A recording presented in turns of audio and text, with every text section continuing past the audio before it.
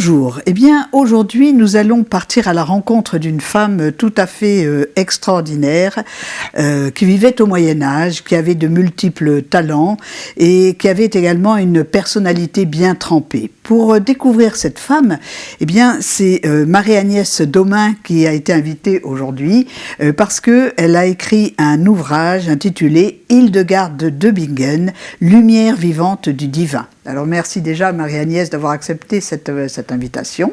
Merci, c'est avec grand plaisir que je vais répondre à vos questions. Alors pourquoi déjà avoir choisi d'écrire un nouveau livre sur Hildegarde de Bingen alors que depuis plusieurs années maintenant, de nombreux ouvrages sur ce sujet ont été édités?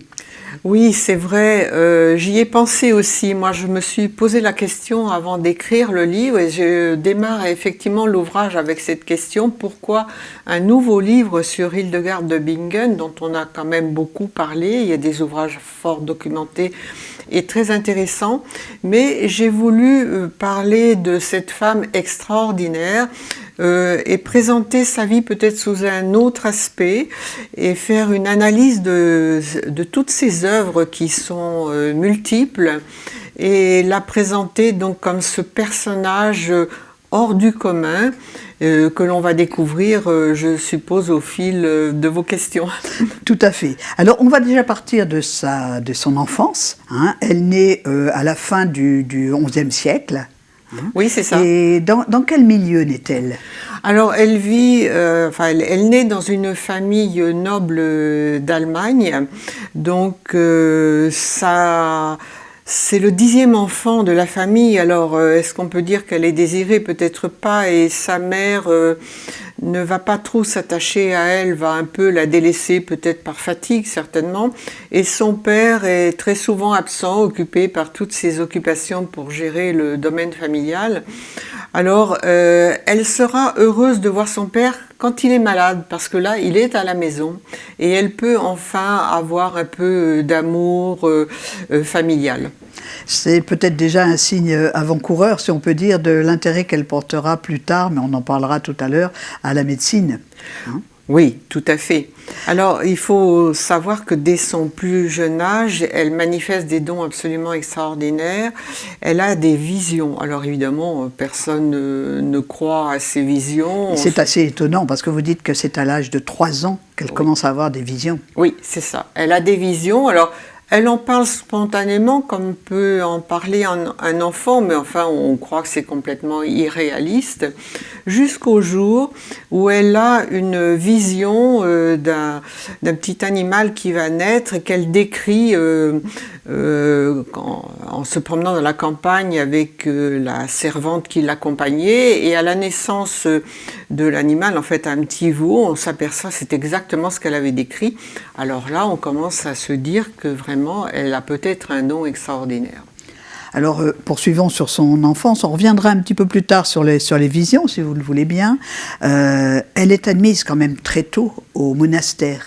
Oui, c'est cela. C'était courant à cette époque-là d'envoyer les enfants si tôt dans un monastère? Alors, ça dépendait un peu des familles, bien sûr, mais là, ses parents, lorsqu'ils ont vu ce don qu'elle avait, se sont dit c'est une enfant qui est marquée du signe de Dieu, donc on va la consacrer à Dieu. C'est notre 10e enfant, on la consacre à Dieu, et donc c'est pour ça qu'elle est rentrée comme oblate à l'âge de 7 ans. Et quelques années plus tard seulement, elle va prononcer ses vœux. Oui, à l'âge de 15 ans, elle décide de prononcer ses vœux. Alors, ce qui est assez extraordinaire chez elle, c'est que très vite, son tempérament très fort va apparaître, parce que si on connaît Hildegarde de Bingen comme une grande mystique, on connaît peut-être moins le tempérament très fort et combatif de cette femme. Oui, c'est tout à fait exact. Elle avait un très fort tempérament. Alors, il faut dire que ses visions la poursuivaient toujours et souvent, elle était très malade. Et donc, eh bien, elle se relevait d'une façon extraordinaire parce qu'elle sentait qu'elle avait énormément de tâches à accomplir. Et donc, et elle était malade lorsqu'elle avait des empêchements ou lorsqu'elle ne voulait pas faire quelque chose parce qu'elle pensait que ça n'était pas possible. Et aussitôt, alors après, elle savait qu'elle devait accomplir, comme elle disait, la volonté divine.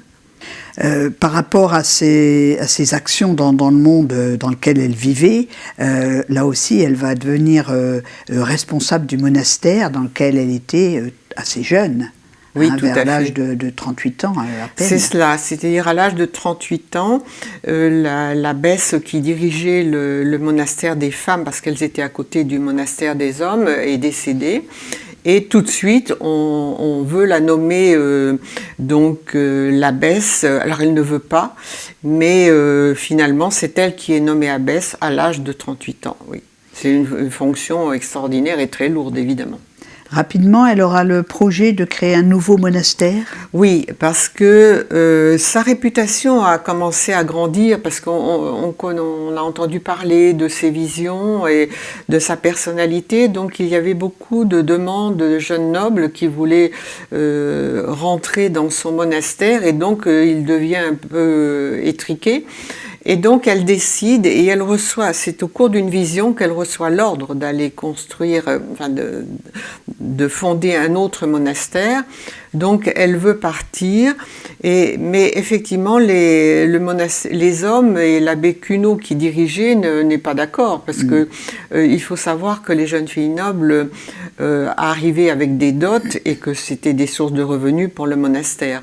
Donc il n'était pas très satisfait de les voir partir ailleurs. Les visions, en fait, elles vont toujours guider la vie d'Hildegarde, parce que vous en parlez là en disant qu'elle a eu la vision d'un autre monastère, mais elle a eu aussi des visions mystiques, et on a l'impression que tout le long de sa vie a été déterminée en quelque sorte par ses visions. C'est bien cela ? Oui, c'est tout à fait cela. Et ces visions, donc, alors au début, elle n'osait pas en parler, et puis une fois, elle a reçu un ordre, elle a entendu une voix lui dire « Écris tes visions ».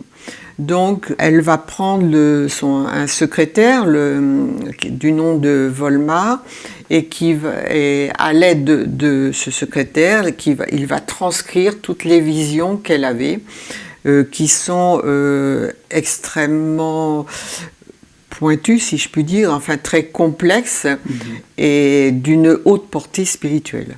C'est l'ouvrage Le Civias, c'est ça ? Voilà. C'est dans cet ouvrage-là qu'elle a consigné toutes ses visions.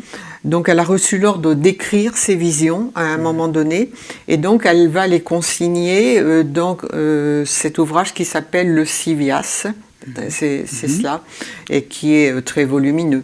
Et quels sont les principaux sujets qu'elle évoque dans cet ouvrage ? Alors, dans cet ouvrage, les sujets, ce sont des sujets qui se rapportent bien sûr à la divinité, mais aussi aux évangiles, enfin à la relation de l'homme avec Dieu, avec le cosmos, avec le monde en général. Ces visions, on peut les comprendre aujourd'hui quand on les lit? Elles sont accessibles à tout le monde? Alors, c'est très complexe, parce que c'est vrai, je me suis penchée, bien sûr, sur ces visions pour en faire une analyse très succincte dans la deuxième partie de l'ouvrage, mais c'est extrêmement complexe et difficile. Donc, il faut vraiment s'en imprégner et puis connaître aussi un peu les évangiles, les doctrines qui peuvent aider à comprendre, parce qu'elle parle de tout le monde surcéleste aussi. Alors, on va revenir un petit peu sur le tempérament, parce qu'on n'a pas encore fait le tour de toute cette personnalité tellement riche. On voit également au fil de votre livre, qu'on peut lire comme un roman presque, que c'est aussi une femme de combat, et qu'elle a osé affronter des hauts dignitaires. Vous pouvez nous en parler un petit peu, parce que c'est assez surprenant de voir au Moyen-Âge une femme qui ose s'élever contre l'empereur, contre le pape. Alors, donnez-nous quelques explications sur Tout à fait. Bon, elle avait été convoquée par l'empereur du nom que l'on connaît sous le nom de Frédéric Barberousse. Donc, elle a été reçue dans son grand palais, et elle arrivait, elle était comme une femme très menue, très simple, mais lorsqu'elle a été en contact avec lui, eh bien, elle lui a fait quelques prédictions, mais elle lui a donné aussi des conseils, non seulement des conseils, mais presque des directives pour mener la vie qu'il devait mener par rapport à sa fonction. Et elle a fait de même, il faut savoir qu'elle a correspondu avec tous les grands de l'époque, dont des papes, des prélats, Bernard de Clairvaux aussi, et avec le pape Eugène III, eh bien, elle lui faisait des remontrances, en lui disant en lui montrant ce qu'il devait faire parce qu'il y avait des dérives au sein du clergé. C'est quand même surprenant qu'à cette époque-là où les femmes n'étaient quand même pas mises en avant, si on peut dire, qu'un pape ait accepté des remontrances d'Hildegard de Bingen. Ça veut dire qu'elle avait quand même une autorité naturelle.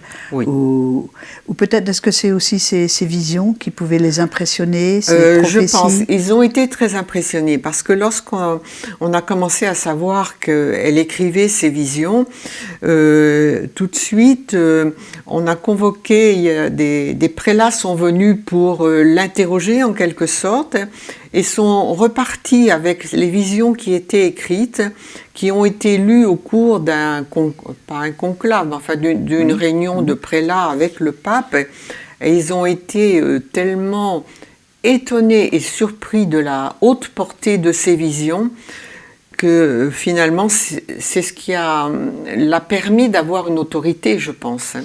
Mais alors, à côté de cette autorité qu'elle a su avoir et où elle a su s'imposer auprès des plus grands, si on peut dire, de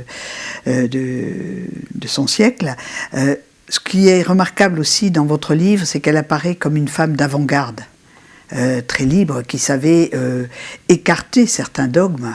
Ah oui, tout à fait. Vous en parlez très bien dans votre livre en disant qu'elle apprenait par exemple à lire et à écrire au monial. Voilà, les moniales qu'elle avait sous sa protection, pourrait-on dire, elle voulait les éduquer en même temps parce qu'elles arrivaient très jeunes. Donc elles apprenaient à lire, à écrire, à chanter, parce que dans l'ordre bénédictin, les rituels étaient basés sur les chants. Donc, et elle avait baigné dans cela depuis son enfance. Donc, elle leur apprenait donc aussi le chant. Donc, c'était une éducation très large en fait. Elles apprenaient aussi non seulement à lire, mais des travaux manuels et puis à herboriser aussi, parce que dans les monastères, il y avait toujours le jardin des simples, comme on appelait, et donc elle leur apprenait aussi à connaître les plantes. Ce qui m'a intéressé aussi dans votre livre, c'est que vous parlez des moments de détente qu'elle voulait octroyer aussi au monial. La règle des bénédictins, c'est ora et labora, travailler et prier. Oui. Mais elle a voulu un petit peu assouplir la règle. Oui, d'abord elle ne voulait pas que ce soit le silence absolu. Elle disait que rester en silence, ça n'était pas bon. Et donc il y avait des moments de détente où on pouvait parler et voilà, et être un peu libre de ses mouvements. Ça c'est assez extraordinaire et tout à fait d'avant-garde pour son époque. Alors voilà, on a fait un petit tour de la personnalité d'Hildegard, une femme de courage aussi. Elle a voyagé, y compris dans des conditions parfois difficiles, mais et tard même. Oui, tout à fait. En fait, à un moment donné, donc elle a reçu l'ordre, encore une fois, d'aller prêcher. Voilà, ce qui était absolument extraordinaire pour une femme de cette époque. Et donc les voyages à l'époque, ça se passait ou à cheval ou en bateau sur le Rhin, enfin bon, dans des conditions quand même très difficiles. Bon, elle était toujours accompagnée, mais malgré tout, c'était très difficile pour elle, qui était d'une constitution fragile parce qu'elle était très souvent malade et très malade même. Donc on la voit à un moment donné où elle a besoin d'aller récupérer les fonds qui avaient été versés pour lorsque les jeunes moniales étaient rentrés dans son couvent et que les moines avaient voulu conserver. Et donc, elle s'y est opposée violemment. Elle s'y est opposée violemment, c'est-à-dire à moitié paralysée, on l'a mise sur son cheval et on l'a aidée. Elle est partie là-bas, elle est arrivée de façon impromptue, pourrait-on dire, comme une apparition. Tout le monde était stupéfait. Elle les a regardés droit dans les yeux et elle leur a dit ce qu'elle pensait et qu'elle devait récupérer absolument ses fonds, qu'elle a fini par obtenir après. Donc elle n'avait peur de rien. Alors maintenant qu'on a vu un petit peu le tempérament, qui était la femme Hildegarde, on va voir un petit peu ce qu'elle a fait, hein, son action. Alors d'abord, très important, la musique. Oui. La Absolument. musique pour Hildegarde est quelque chose d'infiniment important et qui relie au divin. Oui, absolument. On pourrait dire qu'elle avait ça en elle, en fait. Hein. Alors, c'est vrai que très jeune, bon, elle chantait au cours des offices, hein, lorsqu'elle était oblate, mais elle avait quand même un don particulier pour apprendre la musique, jouer sur un décador exact aussi. Et elle a reçu encore une fois l'intuition qu'elle devait composer. Et elle a composé, ce qui est absolument extraordinaire, donc des musiques, mais également un petit opéra, enfin ce qu'on a retrouvé sur ces compositions est absolument incroyable. Et on a conservé, on a gardé la trace de toutes les œuvres qu'elle a composées ou seulement une partie des œuvres? Je pense qu'on a à peu près l'ensemble de ces œuvres composées qui sont parfois très complexes à décoder. Hein. Oui. Oui, c'est ce qui est dit, c'est que sa musique est présentée, elle l'a écrite, mais qu'il n'y a pas toutes les instructions et qu'il faut deviner un petit peu. C'est ça, pour le chant notamment, parce qu'elle a composé des chants et il y avait en même temps des poèmes mis en musique. Oui, c'était. Elle a composé aussi sur des musiques ou pour des saints également, des saints dont elle a écrit les biographies. Alors maintenant qu'on a vu rapidement cette partie de sa vie consacrée à la musique et aux œuvres qu'elle a composées, si on écoute, elles sont absolument magnifiques, hein, c'est vrai. Ce que l'on sait aujourd'hui aussi d'Hildegarde, c'est qu'elle a été un médecin d'avant-garde en quelque sorte. Oui. Tout à fait. Alors là, c'est encore un don extraordinaire. Elle connaissait absolument toutes les plantes. Alors, c'est vrai qu'il y avait ce jardin des simples dans les monastères, mais enfin, c'était certainement pas suffisant pour qu'elle ait une connaissance aussi élargie. Alors, on pense qu'elle a pu consulter des livres qui avaient été écrits, parce que les moines étaient des copistes, donc il y avait des copies de livres sur les plantes et sur la santé, et donc on pense qu'elle a pu aussi acquérir des connaissances, mais elle connaissait absolument toutes les propriétés des plantes, la façon de les utiliser, qui était digne d'un médecin à l'heure actuelle. Oui, tout à fait. Et quelle conception avait-elle du corps, de l'âme Alors elle disait que le corps et l'âme faisaient partie d'un tout, de l'univers. L'âme était reliée à Dieu, mais qu'il fallait prendre en compte l'univers disons, la façon de se comporter dans la vie pour être en harmonie entre le corps et l'âme. Alors, elle avait de multiples connaissances, vous nous l'avez bien expliqué, mais dans le domaine de la musique, dans le domaine de la santé, également les pierres. Ah oui, ça c'est extraordinaire, parce qu'elle connaissait absolument tout sur les propriétés des pierres, et non seulement les propriétés, mais la façon dont les pierres étaient nées en quelque sorte, la façon dont elles se formaient, ce qui est quand même assez fantastique.